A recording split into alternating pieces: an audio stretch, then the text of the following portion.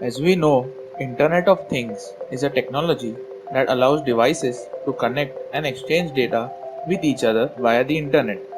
The devices could be anything from a child's toy to the microwave in your kitchen or the alarm in your car. It is predicted that IoT will be widely deployed and will find applicability in various domains of life.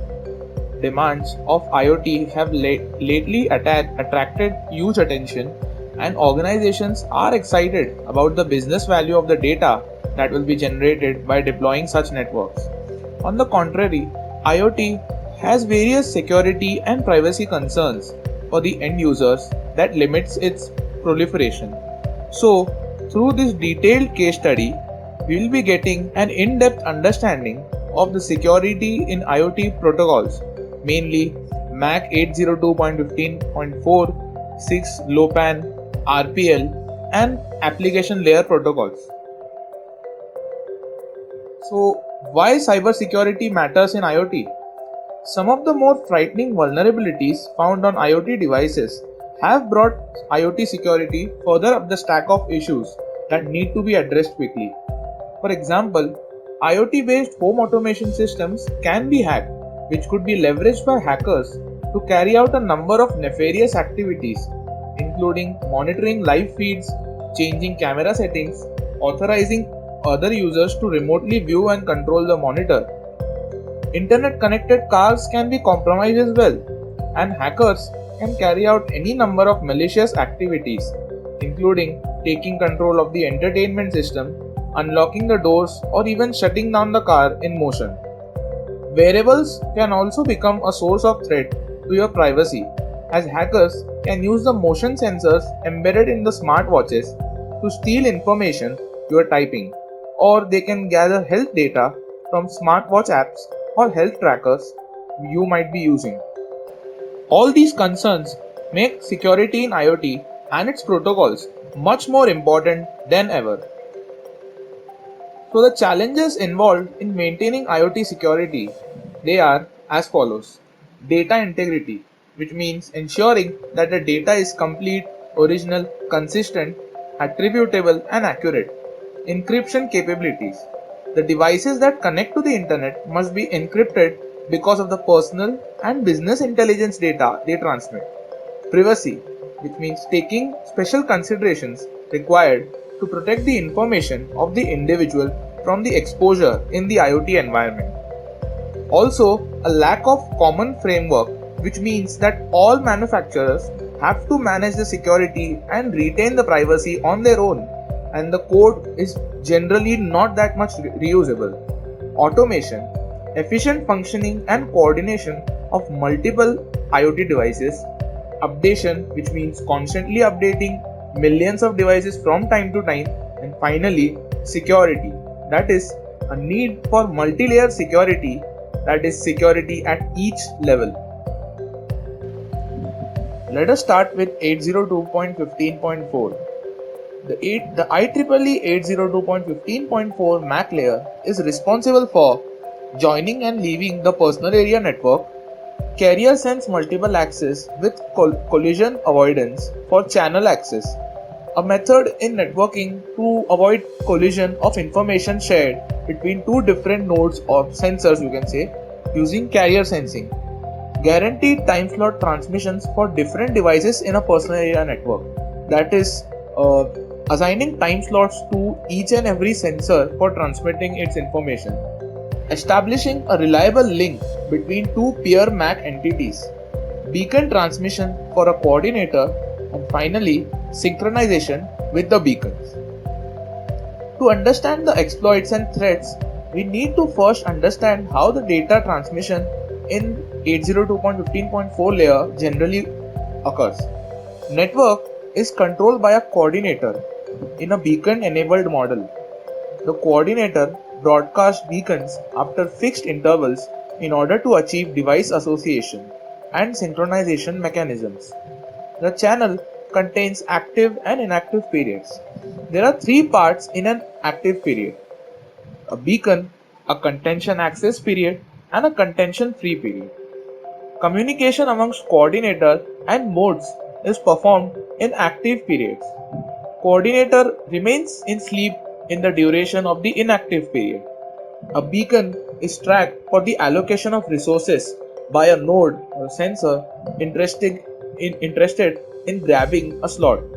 This guaranteed time slot assignment is decided by the coordinator itself.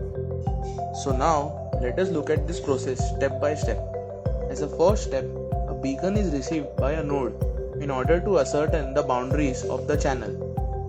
A node sends request to the coordinator for the guaranteed time slot in the contention access period portion of the channel.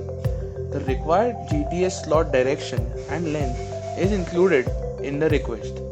An acknowledgement packet may be sent back by the coordinator, confirming thereby that the GTS request has been received successfully.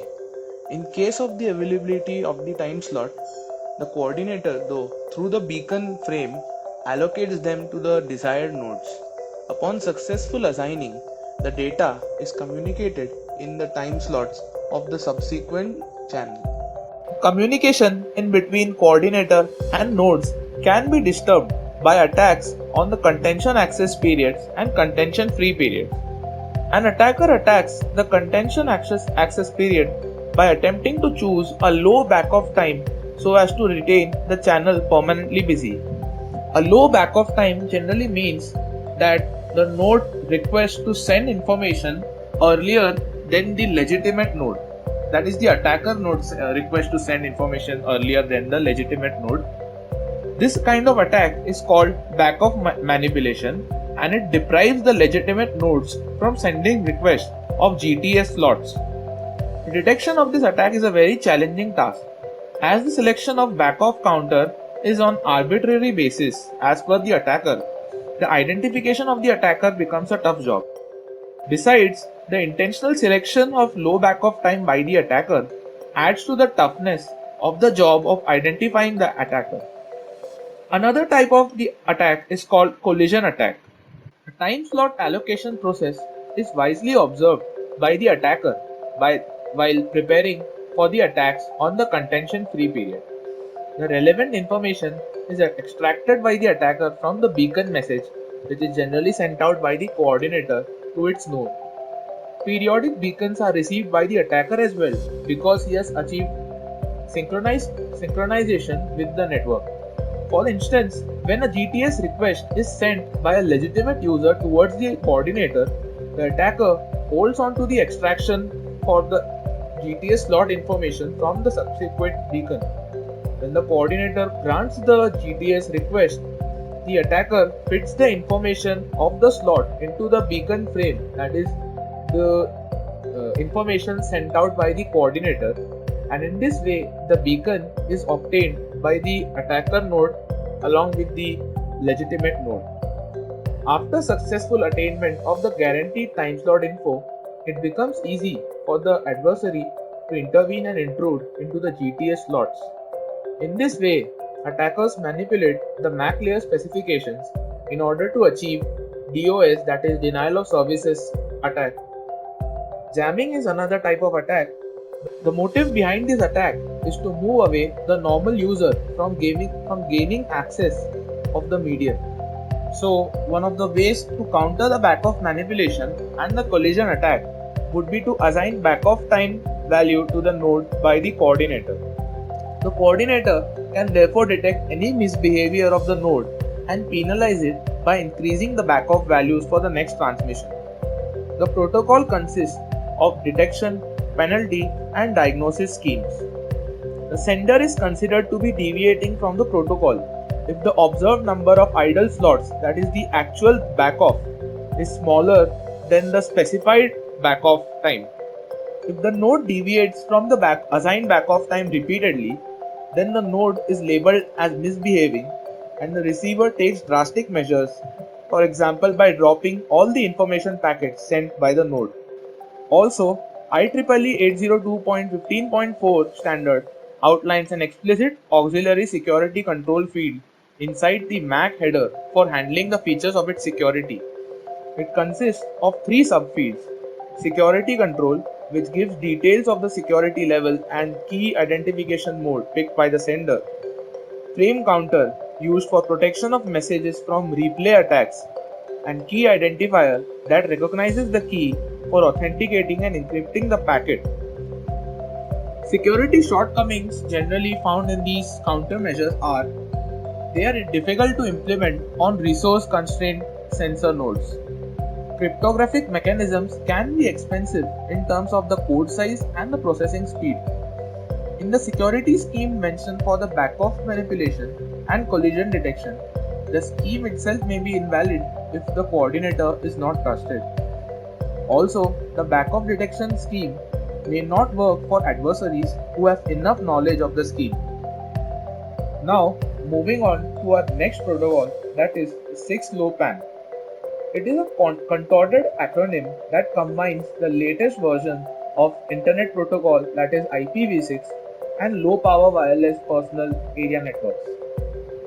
6LoWPAN therefore allow for the smallest devices with limited processing ability to transmit information wirelessly using an Internet protocol.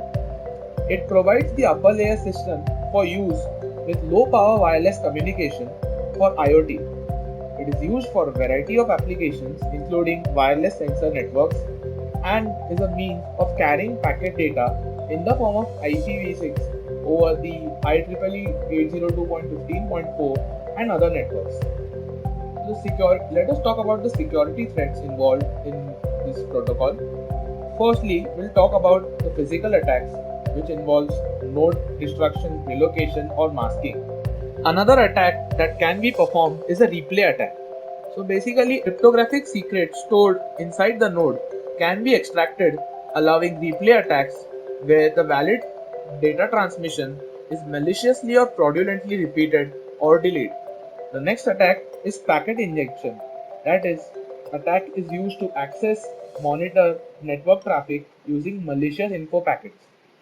Another attack is flooding, where the victim's network is flooded with request packets, knowing that the network will respond with an equal number of reply packets. The next attack is sinkhole attack, where the compromised node tries to attract network traffic by advertising its fake routing updates. Denial of service, where the attacker disrupts services of the host connected to the internet. And finally, wormhole attack, where the attacker eavesdrops a packet and tunnels it to the other node of the network. So, let us talk about the security countermeasures in this protocol. For the first method is cryptographic key management system. There are two types of cryptographic keys, public keys and private keys. The public key cryptography uses a lot of energy to the various processes it requires, making it incompatible with the 6LoWPAN network. Most convenient to use for 6LoWPAN networks is the private key cryptography, since it does not consume much energy. Symmetric key cryptography, also known as private key cryptography, utilizes a single key for both encryption of the plain text and decryption of the ciphertext. Key itself must be shared between the sender and the receiver, and this process, which is known as key exchange, constitutes an entire subtopic of cryptography. The symmetric key cryptography is a reference to the use of a single key. By encrypting the messages before transmitting, the cryptography solution aims at threefold protection. First is authentication, that is, only the authenticated user who has the right key can decrypt and read the messages. Next is integrity. Message content should not be changed during transmission, and confidentiality, that is, no one can understand the message without the key. The second countermeasure is a method called intrusion detection system. The main idea behind the IDS is to collect the network data and analyze any sign of attack to raise an alarm and discover the adverse source. With regard to 6LoWPAN, the optimization ability of the IDS is even more required because of the network scalability. There are three types of IDS approaches. First is the misuse IDS, the anomaly based IDS, and the specification IDS. Let us start with misuse IDS. A misuse IDS first defines patterns of the known attacks, and when monitoring the network, If it discovers any data that matches the pattern, it will raise a security alarm. This method can provide a low false alarm rate, but it needs to store a lot of data to be analyzed. Requires the data to be well defined and limits in detecting the new attacks. Next, we talk about the anomaly based IDS. It focuses on classifying the normal network behavior and then monitors and compares to detect any anomalous activities.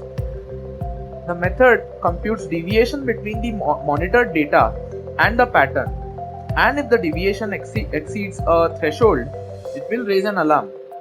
Anomaly based IDS has the ability to detect new attacks if these attacks make any changes to the network operation. And finally, we have the specification based IDS.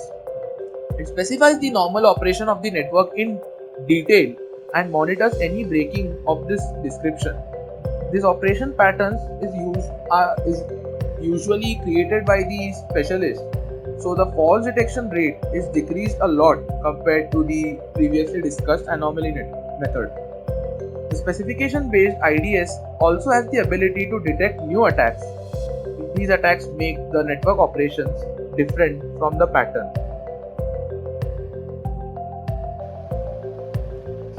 Let us talk about the security shortcomings. First, cryptography, which has been initially discussed, is only helpful while protecting 6LoWPAN from external attacks, but lacks the ability in detecting and eliminating internal attacks. This is mainly because cryptography cannot detect attackers who have legal keys but behave maliciously. Next, the misuse IDS approach is generally not that reliable because the knowledge about the attacks hasn't been well studied yet. Also, the security resources are constrained and the network requires the ability to detect novel attacks. The false alarm rate in anomaly based IDS is still high because the system cannot differentiate between misbehavior and malicious operation. The disadvantages of the specification based IDS method is that it needs definition from the specialist and is inflexible in upgrading. Now, let's talk about RPL, that is the routing protocol for low power and lossy networks. It is a routing protocol for wireless networks and with low power consumption and generally susceptible to packet loss. The implementation of RPL protocol occurs in wireless sensors and networks. This protocol can create new network routes, sharing routing knowledge and adapt the topology in an efficient way. RPL security threats are of three types. First is the attack on confidentiality. In this, the information related to device specific parameters or related to network topology, reachability information, or information stored in the node is confidential to the network. The information disclosed may affect the performance of the network, or this information can be used for other purposes. Attacks like sniffing attack and traffic analysis attack can be used for eavesdropping, and in doing so, it breaches confidentiality. Second type of attack is the attack on integrity. Failure to keep integrity can cause a lot of damage to the network, as inconsistent information can lead to suboptimality or network can be fragmented into parts. Integrity threat space can be any exploitation which manipulates the routing information, such as falsification of data or replay routing information. Some of the times, attackers can assume multiple identities so that it can cause confusion between participant nodes and protocol operation can be compromised. Third type of attack is on availability. Availability of a node can be threatened in two ways, either by interference or by the disruption. In here, potential targets can be nodes with high traffic, where these can be used to drop the packet flow or use selective forwarding or just flood with messages so that it is unavailable to service other nodes.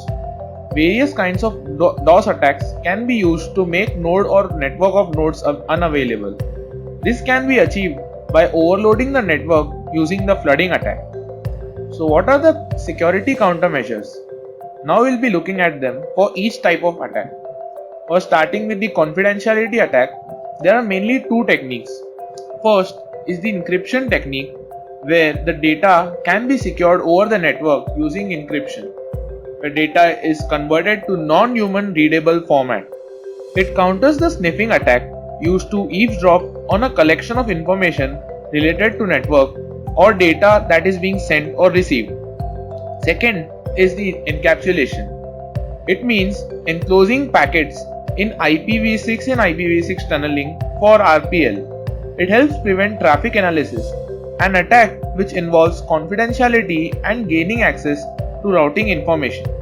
This information can allow an attacker to determine traffic flow, node positions, etc.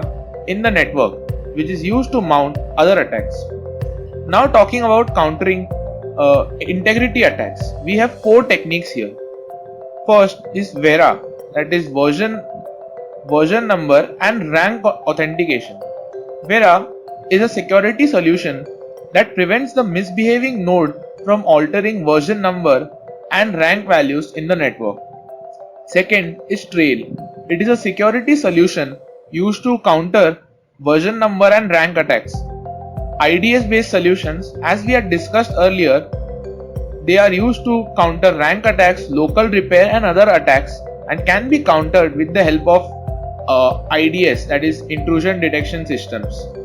Use of sequence numbers. In this, sequence numbers can be used to prevent replay attacks as they are assigned to information packets, making replay attacks easier to detect. Now we talk about countering availability attacks.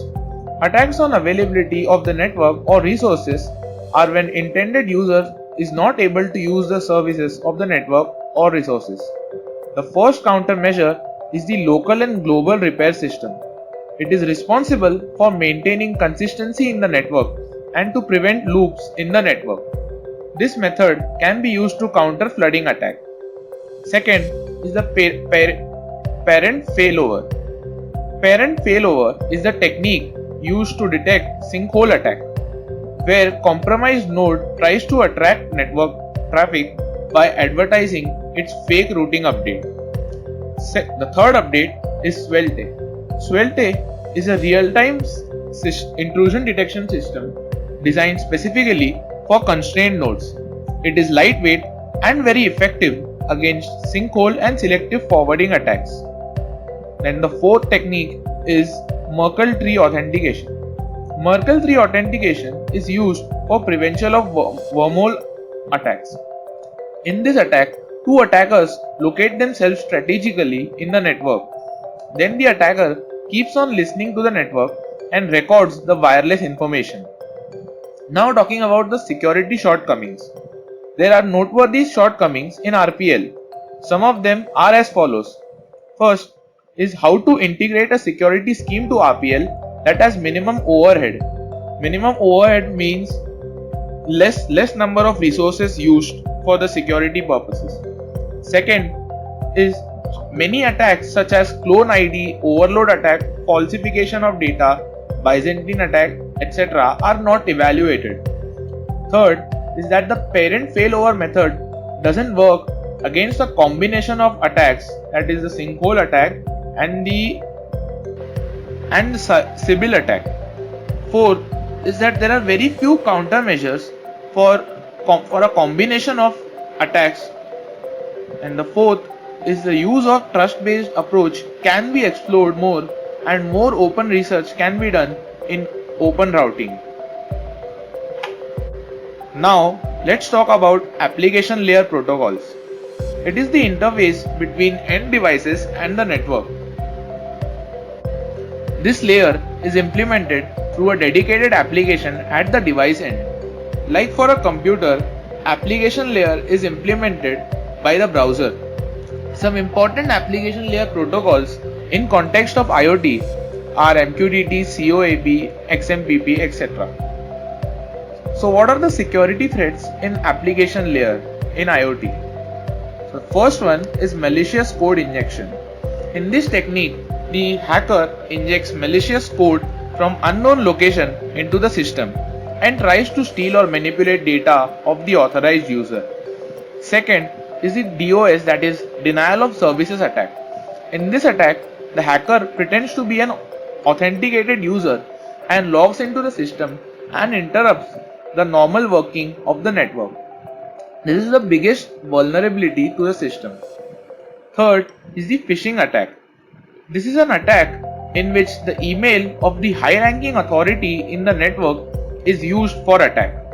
The attacker gains credentials, access of that victim and damages their data. And the fourth is the sniffing attack. In this type of attack, the attacker introduces a sniffer application into the system to force an attack on it. This which could gain network information, leading to corrupted system and merges application and middleware layers to form an integrated security mechanism. Security countermeasures. Few of the security measures to overcome the security problems are listed below. First step is authentication. This process restricts any malicious user from accessing the data. It defends by integrated identification. Cloud computing and virtualization are the main technologies that are more prone to attacks. Insider threats for cloud computing and data theft, DOS attacks for virtualization are most feared attacks. Proper authentication techniques, if applied, can prevent these attacks. Second is the intrusion detection system as discussed earlier. Third is the risk assessment system. This method is used for identification of threats in the network, and it involves situational analysis, comparison of various standards, and checks for risk acceptance levels. And the fourth is data security. The encryption methodologies are incorporated for data security. The same is achieved in any up-to-date anti-DOS firewall or any updated malware or spyware. The security shortcomings of application layer security include the following. The application layer is dependent on security attributes that are not transferable between application types. Also, support for multiple protocols makes this type of security vulnerable, as it is tough to employ different countermeasures for multiple protocols. And the third one is that the data is close to or contained within the point of vulnerability, which means that the data is not secure enough to be considered safe. So to conclude this case study, I hope that we have got a clear idea of how the security in IoT has developed and what are the countermeasures, threats and the shortcomings in it currently. And IoT security is currently on its way up and will get better by time. Thank you.